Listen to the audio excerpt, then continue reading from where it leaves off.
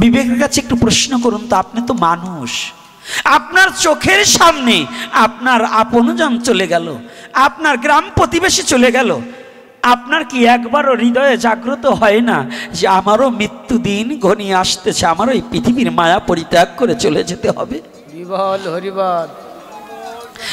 মানুষত্ব যদি ভিতরে থাকতো, মানুষত্ব যদি আপনি মানুষ হতেন, আপনি কি ওই শ্মশানে বসে আনন্দ করার মতো মনোবৃত্তি জাগতে পারে?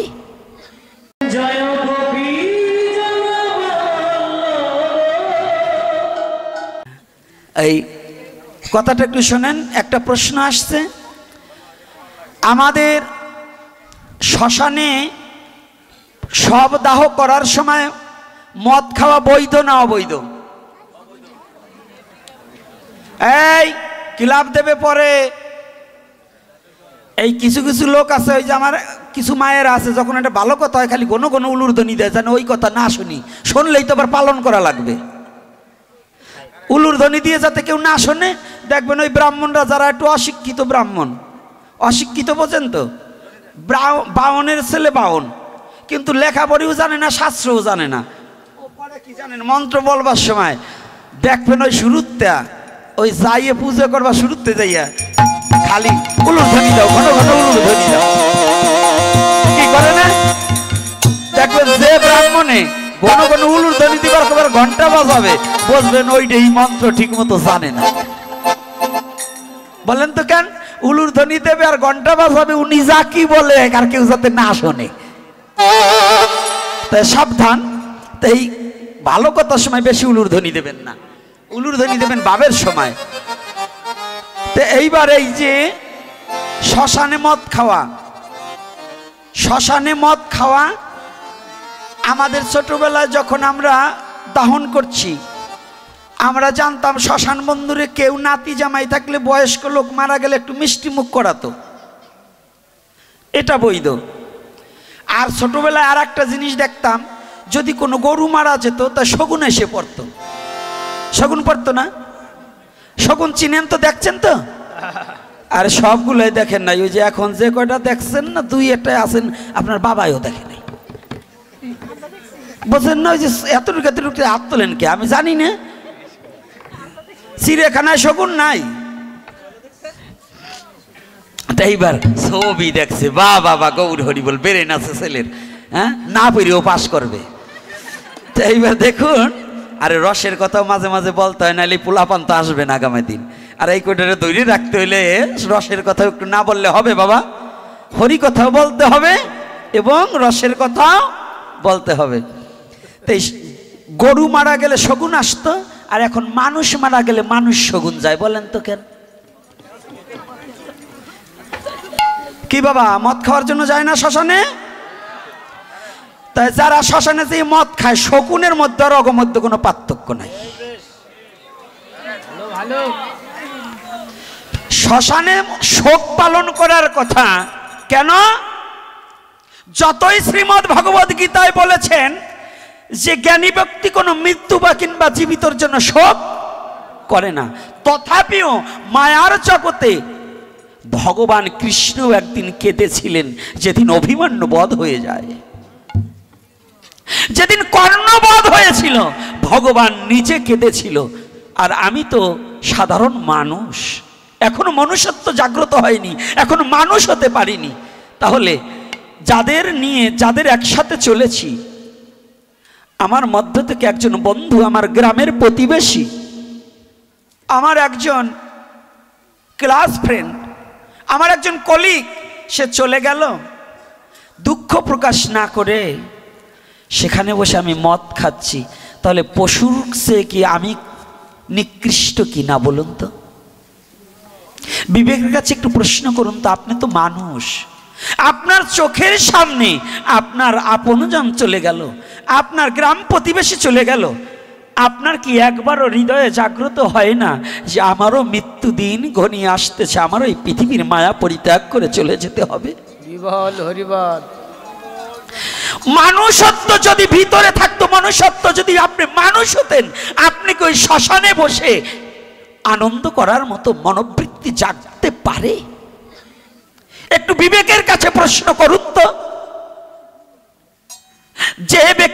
একদিন আগেও আমার সাথে খেলা করেছে, আমার সাথে কথা বলেছে, সেই ব্যক্তি আজ চিরবিদায় নিয়ে চলে যাচ্ছে, আর তার শেষ কৃতকার্য করার সময় আমি মদ খাচ্ছি। তাহলে শকুন আর আমার মধ্যে কি কোনো আলাদা কিছু হলো?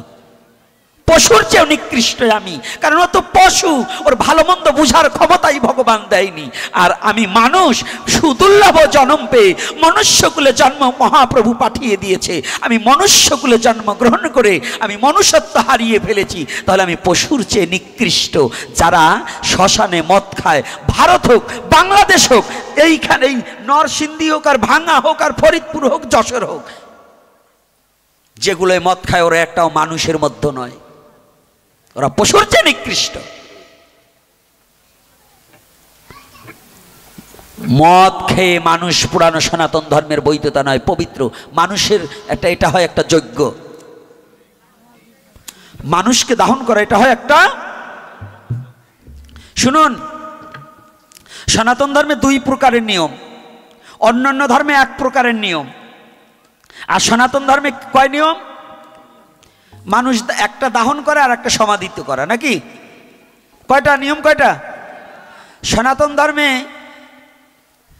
2 প্রকারের ভজন, একটা সাকারবাদী আর একটা নিরাকারবাদী।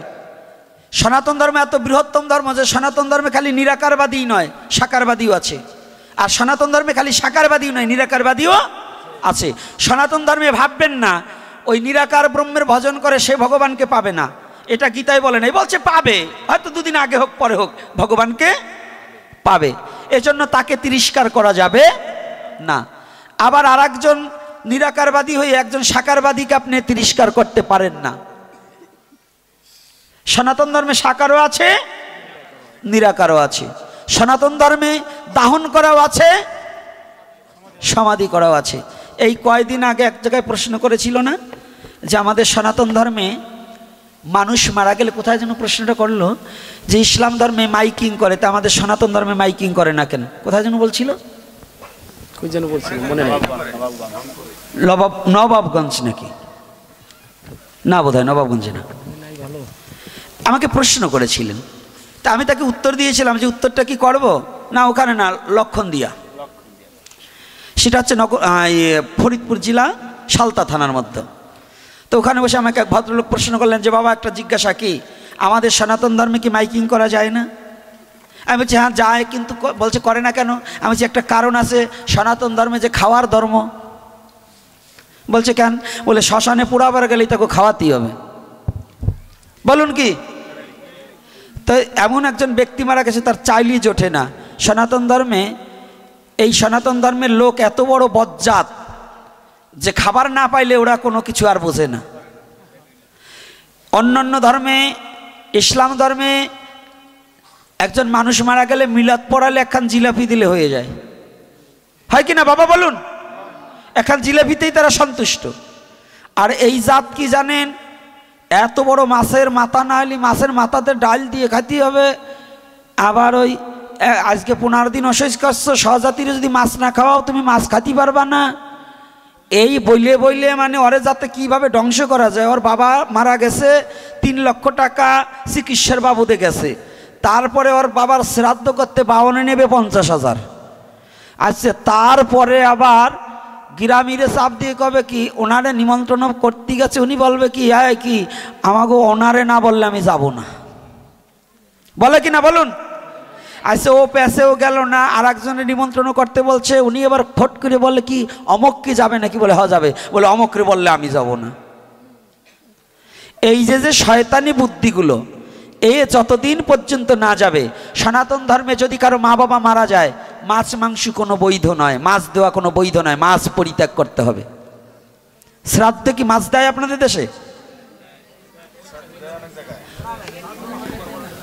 আর শ্রাদ্ধের দিন না দেয়, স্বজাতি ভজনের দিন করে, এটা বৈধ নয়, অবৈধ।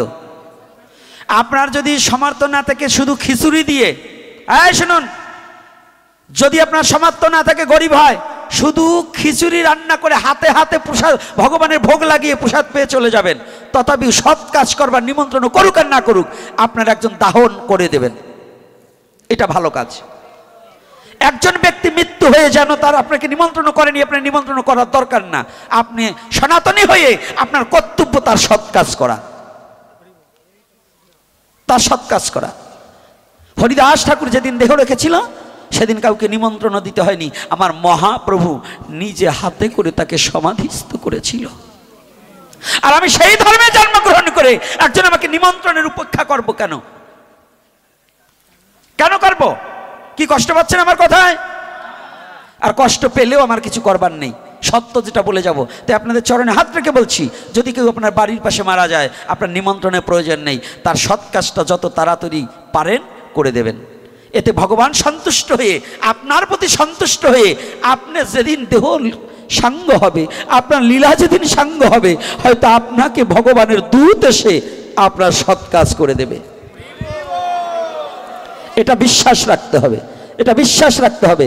তবে আপনাদের যুব সমাজ এবং সবাইকে আমি অনুরোধ করছি, শ্মশানে মদ খাওয়া বন্ধ করবেন, মদ দেওয়াও বন্ধ করবেন। এই সাধুরা যারা বৈরাগীর দলে, যে বৈষ্ণবের দল, প্রসাদ বুঝি হয়েছেন, এরা অনেক সময় হিংসা করেন, অমুক মারা গেছে মৎস্য বুঝিল করে পুরাতে যাব না, এইটা করবেন না। দাহন করবার সবাই যাবেন, এতে কোনো দোষ নেই। মহাযজ্ঞ, মহাযজ্ঞ, একজনকে দাহন করে আসবেন, আপনি ভগবানের কাছে প্রার্থনা করবেন। আর আমি দীর্ঘায়ু করব না, আগামী দিন কিছু প্রশ্ন এবং কিছু লীলা, এই যেখান থেকে আজকে লীলা নিয়েছিলাম তারপরও সমাজ সংস্কারের জন্য আমার ফিরে আসতে হলো।